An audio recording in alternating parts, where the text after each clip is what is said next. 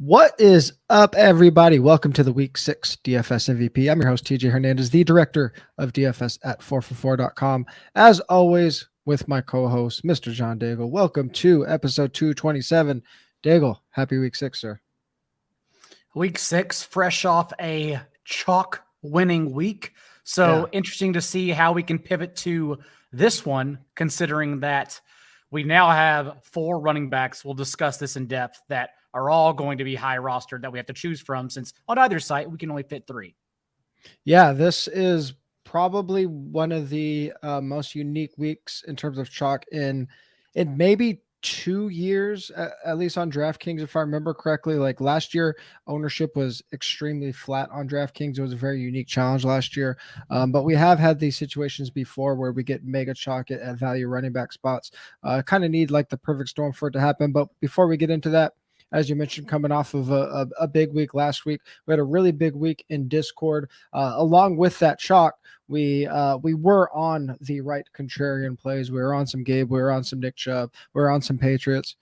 One of our subs turned $200 into $72K. We had a lot of other big wins in Discord, so it was a really exciting week in week 5. And if you haven't signed up yet for that, the DFS subscription price is down to $74 from our original $99 price. So get in there as quickly as possible. All the content, all the projections, and of course the lovely Discord for $74. We go through Super Bowl, so that is very important and exciting, as we have done every week. Before we get into the meat and potatoes of week 6, our decision point, the one thing that we are looking at every week, and you already alluded to it, and we were in agreement before we even talked to each other. The biggest thing that we're going to be talking about is handling these chalk running backs. So, I mean, just what is your approach on a week like this where we have, 4 guys really who are underpriced? I guess Ramondre is priced fine on FanDuel, but the other 3 backs on both sites and Ramondre on DraftKings just ridiculously underpriced. So how do you handle this situation? I hate it. I think it's easier to get away from Eno, for instance, on a site like FanDuel, whereas on DraftKings, being so cheap and having the receiving chops, like that's kind of a priority. We'll talk about ways to get unique around him, but overall, just it reminds me so much of Dearness Johnson. Who was the other back? Dearness Johnson, Mark Ingram week last week, where they're all every down touch-based running backs in amazing spots. Yeah, we know the Browns defensive leaks. We know the Panthers are double-digit favorites, or the Rams are double-digit favorites against the Panthers. It's a bit of a mess. So at least we know for Stevenson and for Darrell Henderson, they will be getting all the touches. But I'm still honestly trying to figure it out. I'm not happy about it. Yeah, I mean, if it was just 2 guys, it'd be a little bit easier because you could kind of rotate your lineups where you have both together and then kind of ping pong the other 2. We have 4, and I guess really 5 if we throw Breece Hall in the mix there too, because he's pretty cheap as well. So Breece, Darrell, Ken Walker, and Ramondre Stevenson. I think what is going to be really important is up to the minute ownership projections leading up to Sunday. I've already had to, obviously news is changing really, really quickly, move ownership projections around once we got official news that Darrell Williams and James Conner out. Eno's projection, both his fantasy point projection and his ownership projection moves up. I think that one thing that we really don't want to do is, it could be really easy to look at these situations and say, everybody's going to have some combination of these cheap guys. The flip the build is to go to the ceiling plays, play cheap wide receivers, play expensive running backs who arguably still have higher ceilings, even though they're not in great spots, but they just get more work and better pass catching backs. I think that's a little bit of a trap in thinking these value running backs that are discounted, that are in line for 20 plus touches. These aren't spots that I typically like to fade. And we have seen, you mentioned the week last year, and going back 2 or 3 years, we have multiple weeks where we do get these chalk cheap running backs. And obviously they're not always going to hit together, but I think, especially on DraftKings where you're really fluid with what you're doing in your flex position, playing 2 of those guys together and playing a contrarian running back as your third running back has shown to be very profitable. Last year, that Mark Ingram, Dearness Johnson week, that combo did win. Obviously, they hit perfect at like 40 and 30% ownership. We probably don't want that, but it's not a spot where I'm just going to be trying to just flip the bill just because it's obvious. I think it's obvious because these running backs are really, really good plays. Well, I think the higher priced running backs like Jonathan Taylor, Nick Chubb have higher ceilings than maybe all of these cheap running backs too. That's where I come in and start wondering, right, how many can I get off of, really? Because I don't want to go in with like 2% running backs when the value's there. So exactly. Again, we just got the news on Friday afternoon. I'm still figuring out. It's probably going to take me honestly till Sunday morning. Yeah, and I think it will take us till Sunday morning. And again, that's why Discord is very important. But if we look at where the running backs are in terms of who they're playing against, the games that they're involved in, I do actually think when you start building, and if you're building around a game script, or you're building around narratives and how these games can go, I do think to a certain extent these situations will take care of each other a little bit, because we have Eno and Ken Walker in the same game. You're probably not going to play them together in a large field tournament lineup in cash. That's fine.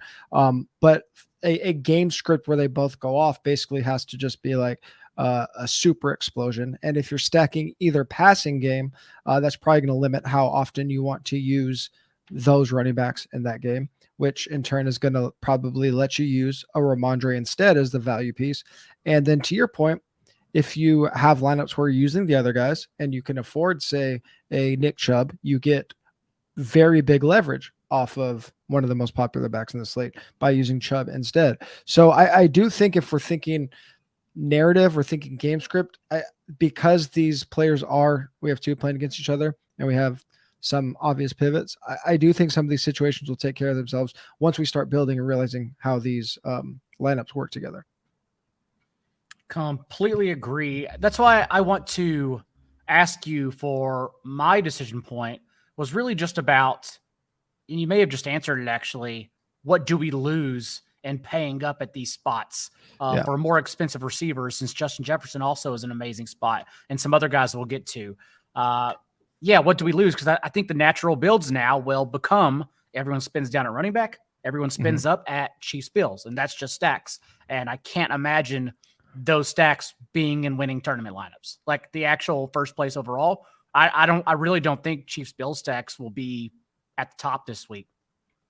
Well, they're going to be really expensive, and it's interesting because when you look at Chiefs Bills from a beginning of the week standpoint, it's like, oh, those are the 2 best passing teams, 2 highest scoring teams. So obviously they're going to be the highest owned teams. As the week evolves and we start getting these values and the game that we're going to talk about a lot, Arizona, Seattle, it starts seeming like the only way to get to them is with those value running backs. So I do think that going away from that game, there's a lot to be said about that. I think going away from the build is you're probably going to lose a lot of ceiling, just because you just aren't going to get the ceiling from a 4,500 to 5K wide receiver that you are with a running back in the same price range who's going to see 20 plus touches. And on top of it, it's not like we have these situations where sure, Stephon Diggs is going to be owned. Travis Kelce will be owned to a lesser extent, but we have a lot of high-priced pass catchers, high-priced receivers that aren't going to be owned. So I think the ceiling comes from managing your running back player pool in terms of those value backs, and then pivoting to some of these higher priced receivers, not flipping the build. So I actually think from obviously in a vacuum, like a CMC or a Saquon is going to have a higher ceiling than a Ramondre. But from an overall lineup build, I think you probably are losing a lot of ceiling by trying to flip the build this week. Makes sense. what we started doing last week before we get into the positional plays, kind of a really nice transition into the positional plays and a nice bridge between DFS and betting, is the Underdog Pick'em game. It's a game that a lot of people have been asking us about, that you and the betting guys have absolutely been crushing, and I'm just trying to ride your guys' coattail now. So every single week we're going to do an Underdog builder, just go over our favorite plays. And let me get my screen up. And one of the things that we like to... And it's your turn, because I'm passing the baton to you after we lost last week from my 4 picks.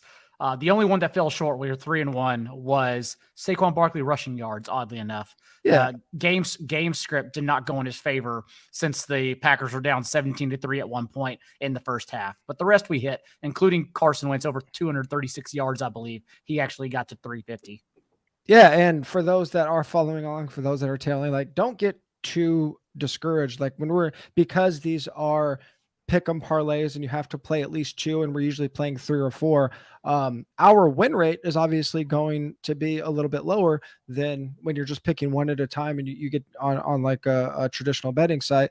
But you don't need as high of a win rate because you're getting higher payouts for these parlays. So I've been tweeting out primetime slips for Thursday and Monday Night Football on my Twitter at TJ Daigle, and I'm 1-2. But more importantly, I'm up 4 units, because it's just like DFS tournaments, right? It's one hit is what we're going for, and then keep on stacking the ROI. Even though for a median amount of time, the line graph will go down, but it's a matter of continuing it rising up long term.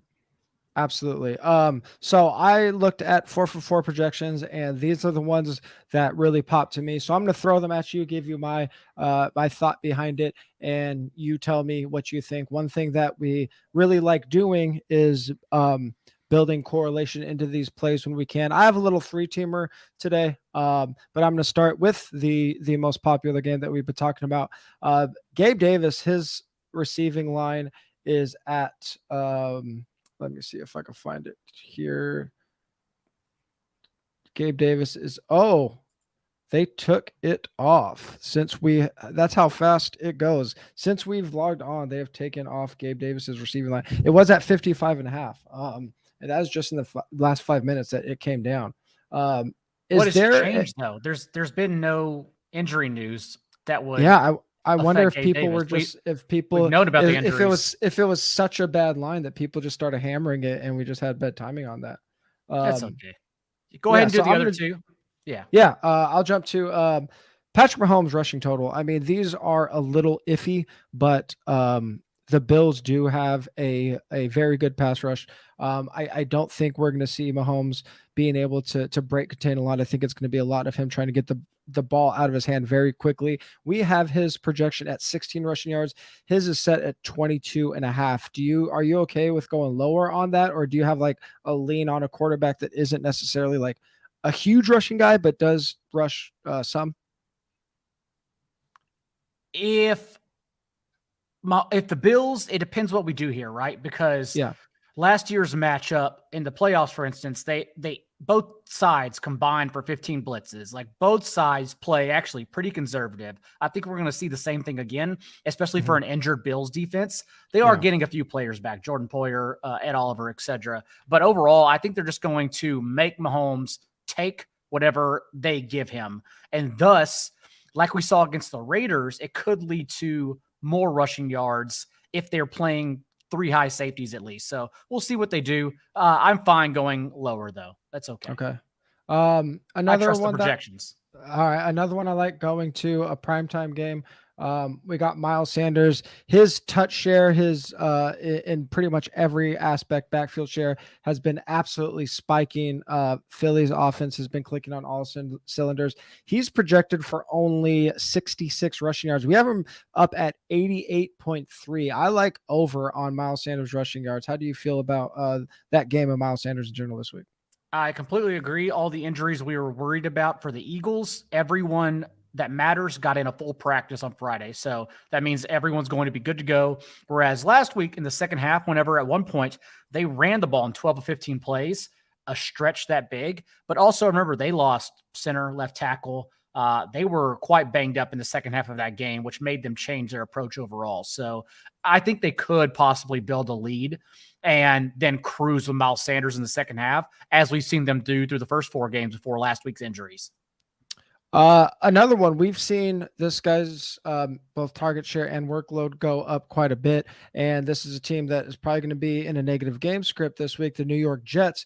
Last minute, if you want to throw a third one in, we can. If not, we can fade it. But Breece Hall's receiving yard prop is at 19.5. We have him projected for 33, basically 67% above his projection. I like Breece Hall getting a lot of passing game work in this game. How do you feel about going higher on his receiving yards, or would you rather stay with what we have here?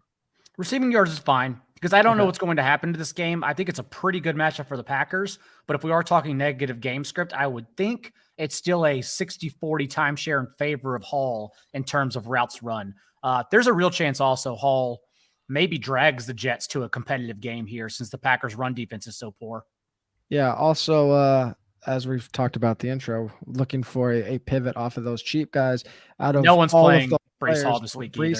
I had him double digit. I think it's going to go down. So Breece Hall. So we got Mahomes under rushing, Sanders over rushing, Breece Hall over receiving. Our standard bet each week is going to be $25 on these parlays. If you guys want to go higher or lower, obviously feel free. We hope you guys tail us, and we hope we absolutely smash those. So we'll get that one in. We can go ahead and get that screen out of there. And if you guys haven't signed up for Underdog yet, make sure you go to 4for4.com/underdog. Use your promo code 4for4 when you sign up for a new Underdog account and get a free DFS subscription plus a 100% deposit match up to $100. And come back every single week, and we will smash these player props and hopefully win you guys more money than we already are with these DFS picks. Let's hop into our quarterbacks. We're going to talk a ton about this game. I had a feeling that you were going to like this side of it. So before I submitted my pick, I left it for you because I love this guy too. Who's your quarterback? It's Kyler Murray, who will go overlooked because he doesn't have a ceiling game yet. He hasn't finished any higher than the QB8 in any game so far this year, averaging career low 5.6 carries per game, I think personally due to injuries. And then the one time he got the passing bonus up for over 300 yards on DK, he didn't score a touchdown that game. So we have yet to see him actually matter, and he's never been in a winning tournament lineup.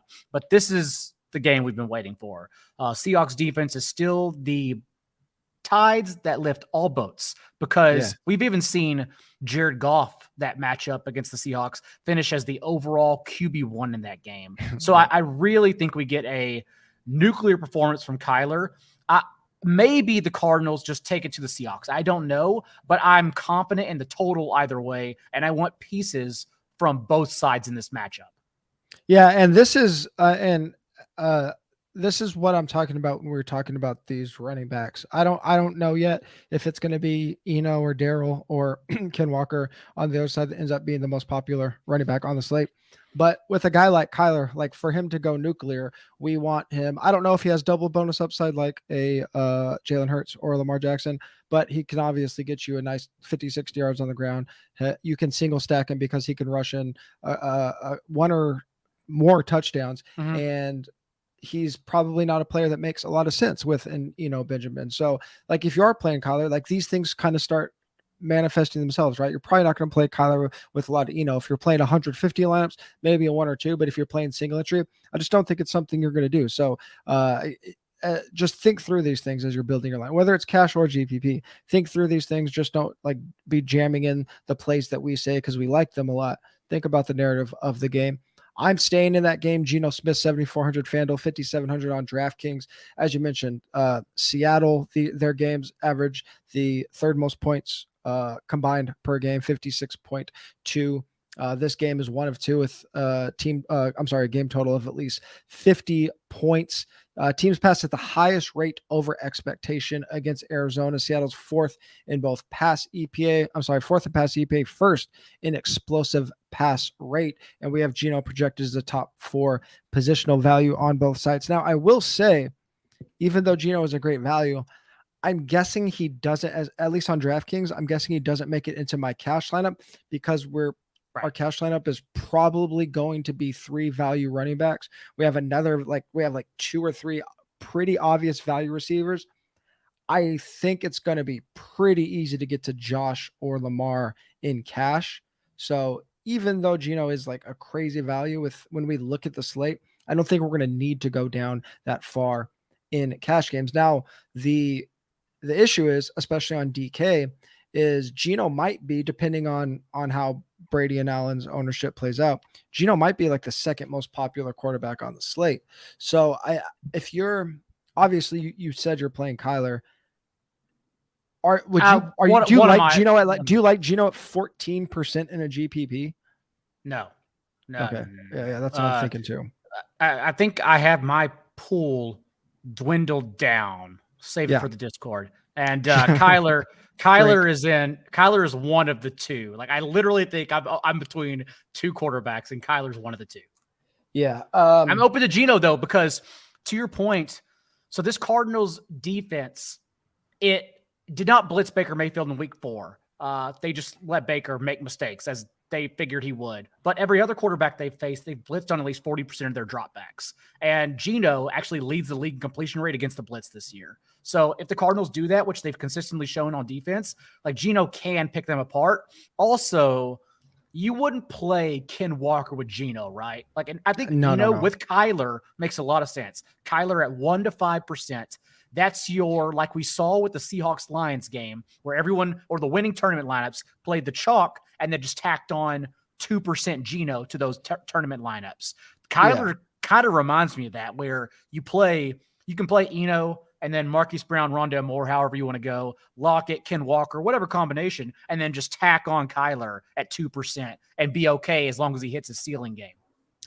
Yeah, if I'm going running back quarterback stacks, I want one of them to be offsetting the other one. I don't want two of them to be popular. So Geno and Ken Walker definitely doesn't make sense. If you're playing Eno with Kyler, do you think Eno gets, because this is why I like Devin Singletary with Josh Allen, because Devin Singletary will catch so many passes. Are you playing him because you think Eno will catch passes, or is it just like you're playing it for that game to go nuclear and Kyler to have, I don't know, 4 total touchdowns and Eno to go for like 101? I mean, even in a committee, Eno Benjamin has seen 4 targets in 4 or 5 games this year. So like, he's at least getting that opportunity even when he's the backup. So I would imagine he gets that opportunity as a starter. Sure. That makes sense. So it probably makes more sense on DK if you're playing them together. Yeah. Yeah. Oh yeah. Okay. On FanDuel, I think you can play Kyler with both Marquise and Rondale. You know, we saw this Seahawks defense even give Taysom layups, and that's very similar to Rondale Moore, who got moved into the slot again last week. Over 80% of his routes from the middle of the field. The same usage from last year, a 2-yard depth of target. But against the Seahawks defense, that's fine. Like, we can actually turn these layups into home runs all of a sudden. Yeah. It's such a tough problem to sift through. Like, these are the toughest weeks when we have 2 games that just look like they're gonna lap the field, and then these value running backs on top of it. It's really hard to like have a definitive stance on. And it's so tough too, because not only have we been in a situation where you have a game chalk, and then someone just tacked on the quarterback and brought him along. We also have another scenario from this year already, where the 2 games are the 2 late swap opportunities, the 2 chalk opportunities. And remember, this was the situation we were in with Miami, Baltimore that week. I think it was week 3. And the winning lineups played all noon players. Just didn't even worry about the afternoon slate and said, if the afternoon fails, nobody knows what noon is. I'm sorry. The 1 p.m. Eastern. The 1 p.m. Eastern. Remember, like, the winning lineups just stacked 1 p.m. Eastern and said, if the afternoon fails, I win everything. And the afternoon failed. So I'm actually, I forgot to bring that up. I'm glad you said that, because the Bills are slated for the latest start time, which a lot of people have, a lot of late swap opportunity. I'm sure a ton of you guys are baseball fans that are watching this, but if the Mariners win tomorrow, then the Seattle game gets pushed to 5:30 Eastern time. So they will actually be, which is 2:30 Pacific. So they will actually be an hour later than Buffalo KC. So keep that in mind if you're playing that game. And as far as I know, it will stay on the slate. That will actually be the late swap. It'll be like old school Sunday night hammer. You have an extra hour to decide what you want to do. You'll have what's that? So I agree with you, but are we sure they would move the lock time? They announced it. Oh, did they? No. Okay, cool. Oh, no, I'm not sure they would move the lock time. Because yeah. I mean, they're letting salaries slip through the crack. I mean, they're not even moving Debo and Tyler Lockett. So I wonder if they actually don't move the lock time and make you still start those players. I'm gonna try to get a definitive answer. As far as I know, we should know by tomorrow. Obviously, that Mariners game is tomorrow. Yep. So we'll know by tomorrow night. We should get some kind of announcement or some kind of clarification. So pay attention on Twitter. Sign up for Discord. I'm going to do everything I can to get clarification on that. But I think if the scheduled time is moved before kickoff, I think the rule states that the game locks when the game starts. Because I want to say that we had a similar COVID situation and we got like a Sunday night hammer because of this. I could be wrong. Maybe it was a weird weather situation, but that would be last minute. So I'm pretty sure that the lock time would change. And like you said, if that's the case, then Bills Chiefs, we would know the ownership in our lineups. Yeah. And then we could swap around on Cardinal Seahawks. So it could make it like a super interesting like meta slate on top of all the stuff we already have to deal with. We talked about all of the value running backs as a group, and that some higher price guys are going to have or already do have similar ceilings. I can't decide which high price guy I like. You like one of them above the rest. Well, I would argue Jonathan Taylor has the highest ceiling, and I like a few of the high price players. It's an issue on this slate where I know we need to probably spin down at running back too, but Jonathan Taylor's in such an amazing spot, knowing that he projects with the highest ceiling, that no one's going to play him since they have all this other running back value to play. Nyheim Hines is questionable. And I've just been under the assumption, and I think we'll be right 98% of the time if we work under these assumptions, that given what happened to Tua now, if a player suffers a concussion, they're out the next week. So I'm just imagining that Nyheim Hines is out, and Taylor was already handling 75% of backfield touches. He actually outsnapped Nyheim Hines 45-22 on 3rd and 4th down this year. He was already a bell cow. But now with Hines out of the way, they're not going to Deion Jackson or Phillip Lindsay. Like, this is all Taylor if Taylor's cleared. He practiced both Thursday and Friday. I imagine it's his backfield. Everyone will box score hunt and see that he had those disastrous 10 touches in week 2. But remember, the Colts were coming off of a 90-play game, traveling for an early kickoff the next week afterwards, and that's why they got slaughtered by the Jaguars, who we've seen the past 2 games may not be as relevant as we thought in the first month of the season. So, yeah, I think the Colts are in a terrific bounce-back spot for Jonathan Taylor in particular.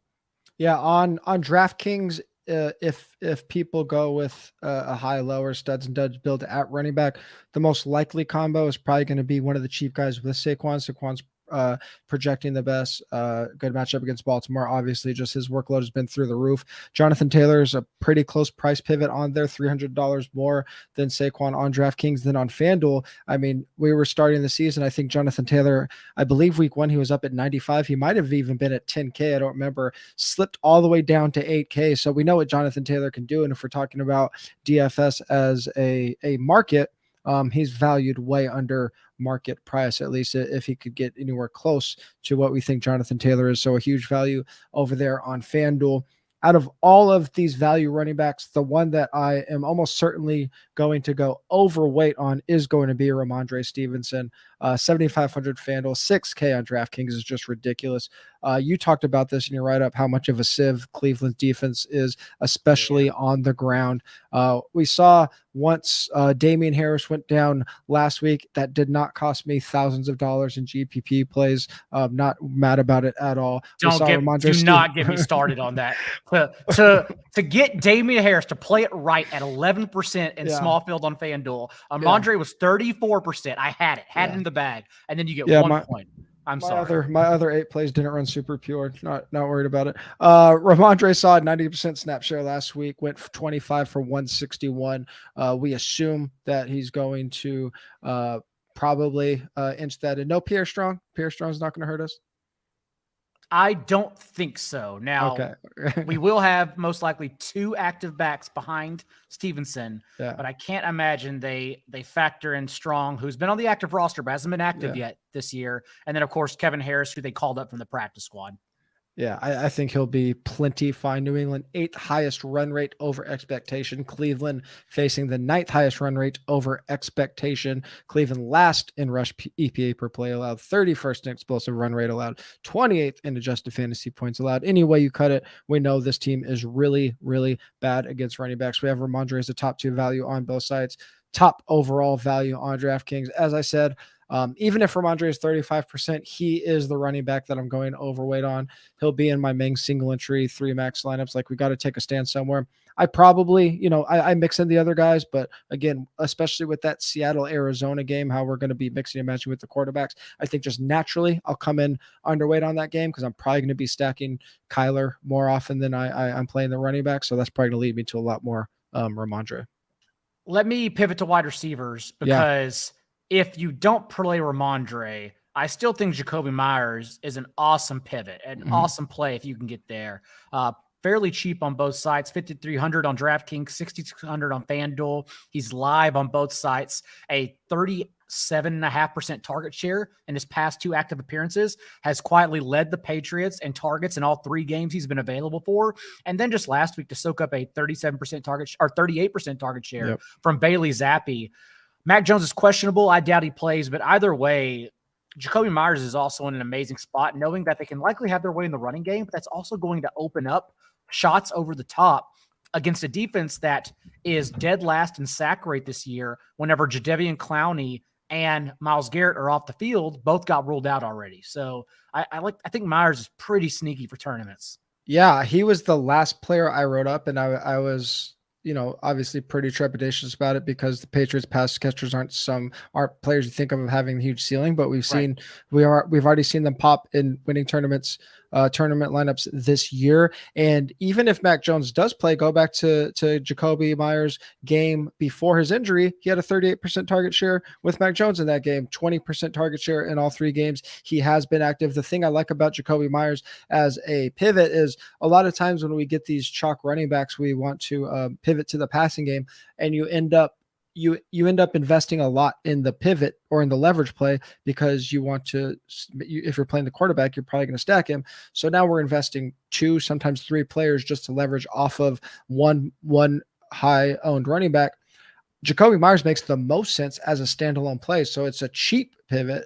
You're not investing a ton in the team, and you don't need the offense to go absolutely nuclear for Jacoby Myers to have a big game, especially on DraftKings. So I love the Jacoby call. I think he is probably one of the best pay down, best standalone plays on the slate from a straight up value perspective. And this guy is going to be popular, but Chris Godwin, 6,800 FanDuel, 6,100 DraftKings at Pittsburgh. The line on this game actually moved in favor of the Buccaneers overnight. So now Buccaneers are up to the second highest team total on the week at 27.5.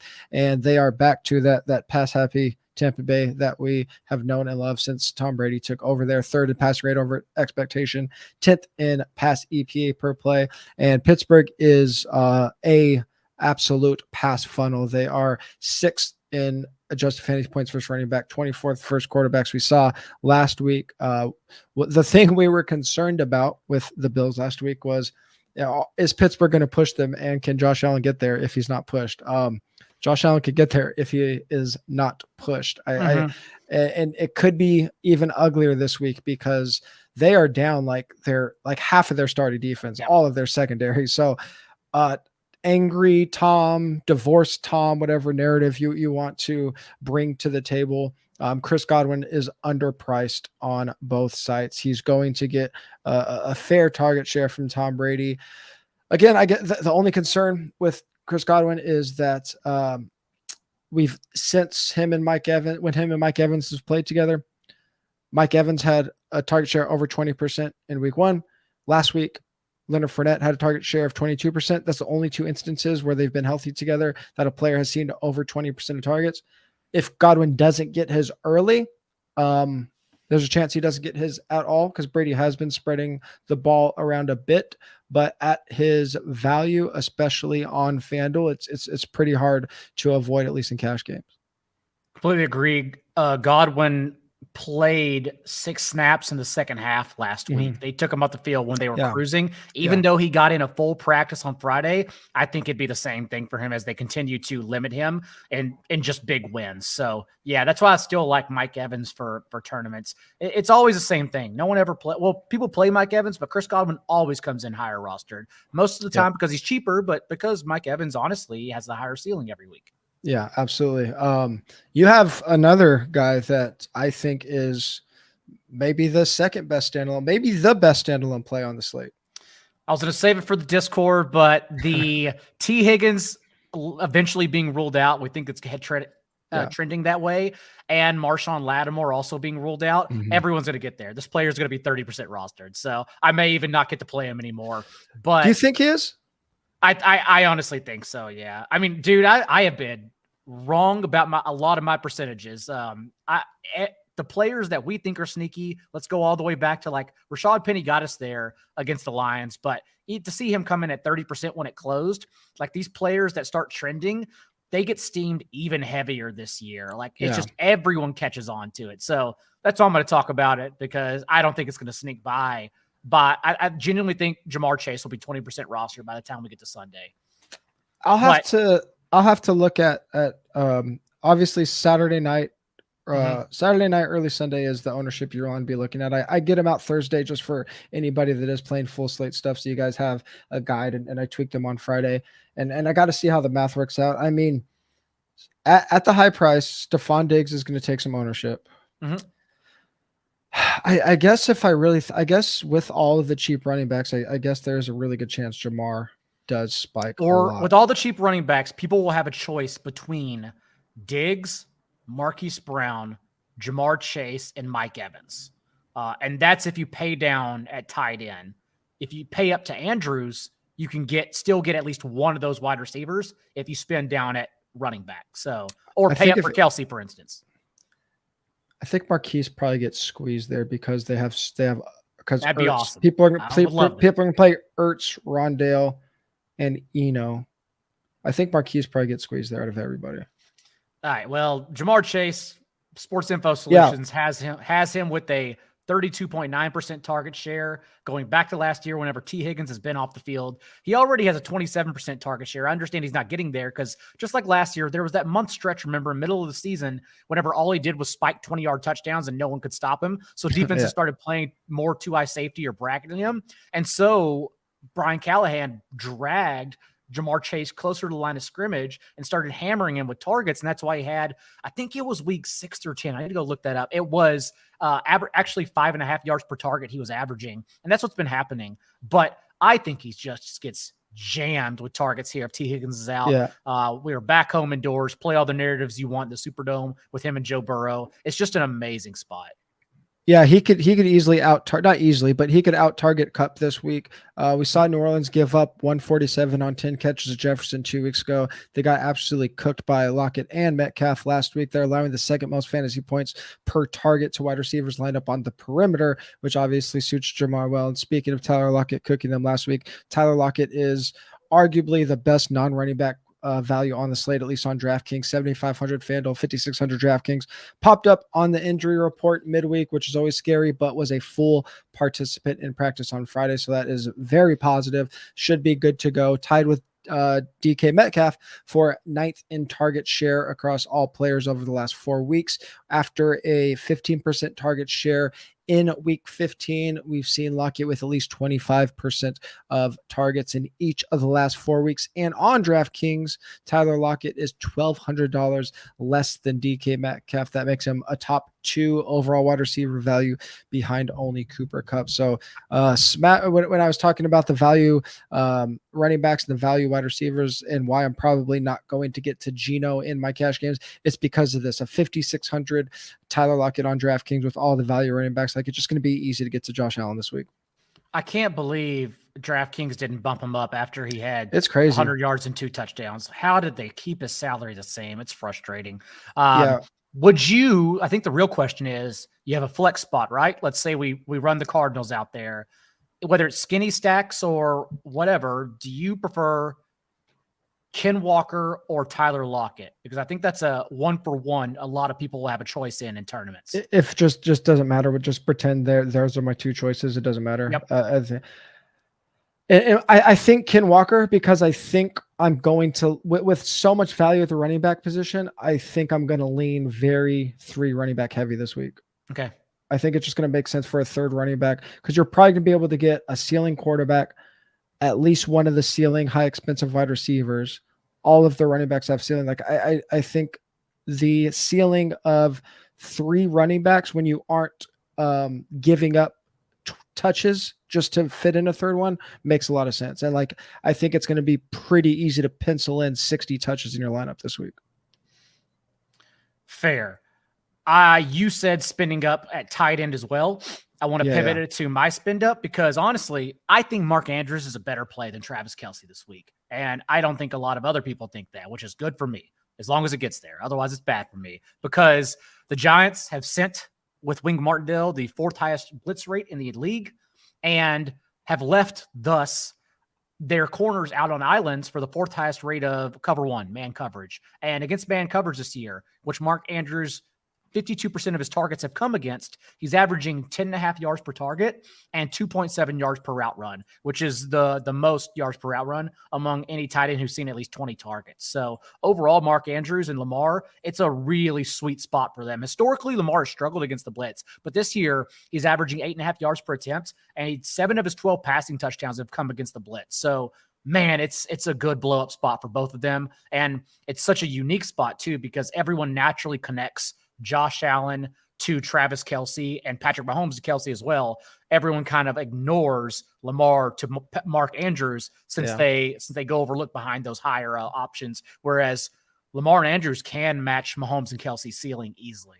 Yeah, I didn't write up this game, and now that I think about it, I think a Lamar Andrews skinny stack works so good just because they're going to be price pivots off the other expensive quarterbacks. Even though Lamar will be owned a little bit, but like with all these value running backs, like Josh Allen might get to 20% this week. And if he does, and you could get Lamar at half the ownership, that's a very, very good thing. Even if Andrews is like right at the ownership of the other guys. With Bateman out last week, he saw 37% target share. We don't need Bateman to be out for him to do that. We saw Mark Andrews. I think Bateman's already ruled out too, though. Yeah. So we've seen him over 37% 3 times already. So you don't need Bateman to be out for him to get there. I mean, we saw Devin Duvernay get 26% target share last week, so maybe it bumps up Duvernay, but Mark Andrews is an absolute smash spot against the Giants this week.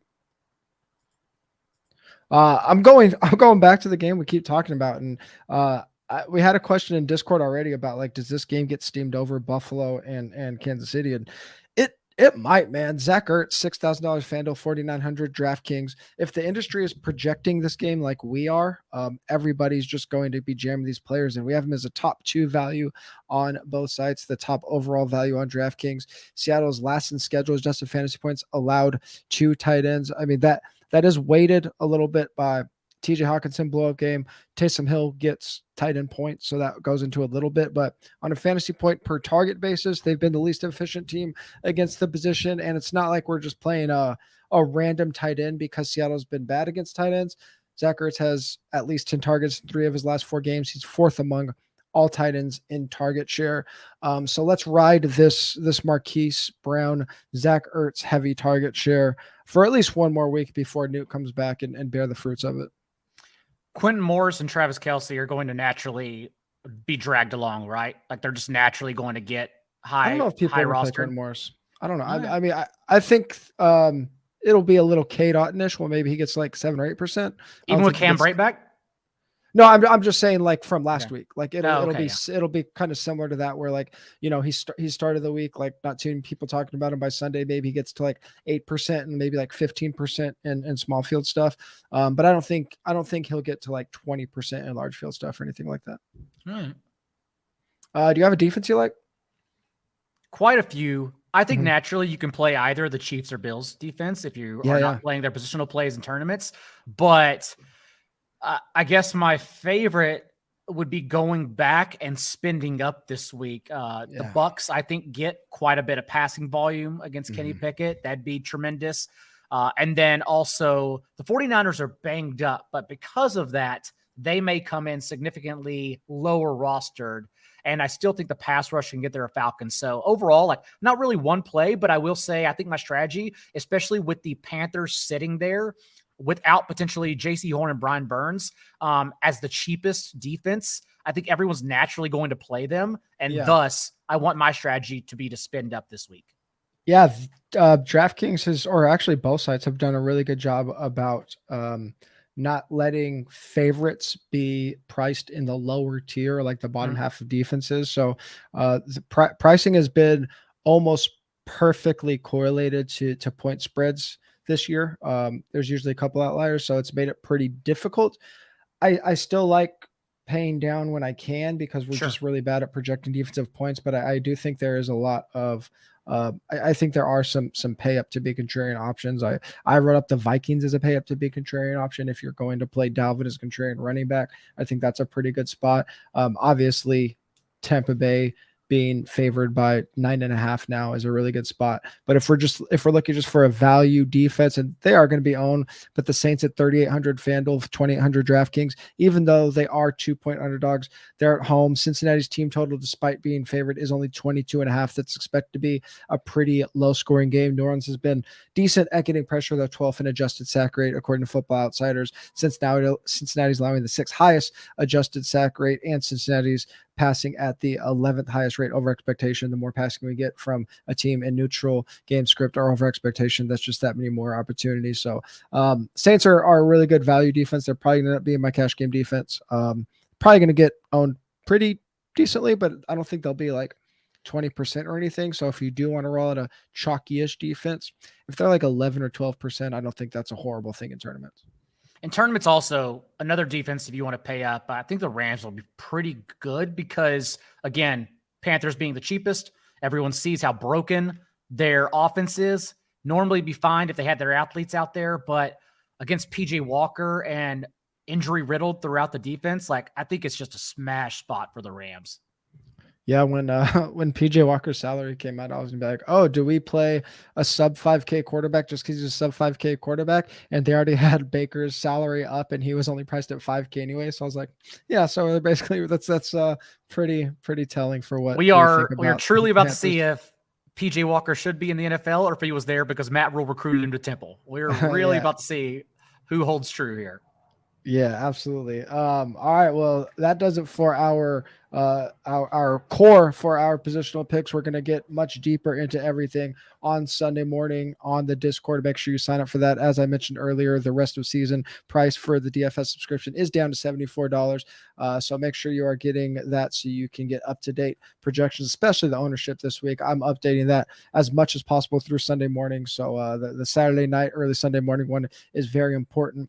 If you do want to tag along with those underdog plays we made, go to 4for4.com/underdog. Use the promo code 4for4 when you sign up for that new underdog account, and you will get the free DFS subscription plus the deposit match up to $100. And follow us on Twitter, please. I'm at TJ Hernandez. Daigle is at not J Daigle. 4for4 is at 4for4 football. Please rate and review on your podcast. Please like and subscribe on YouTube. We'll talk to you guys on Sunday morning.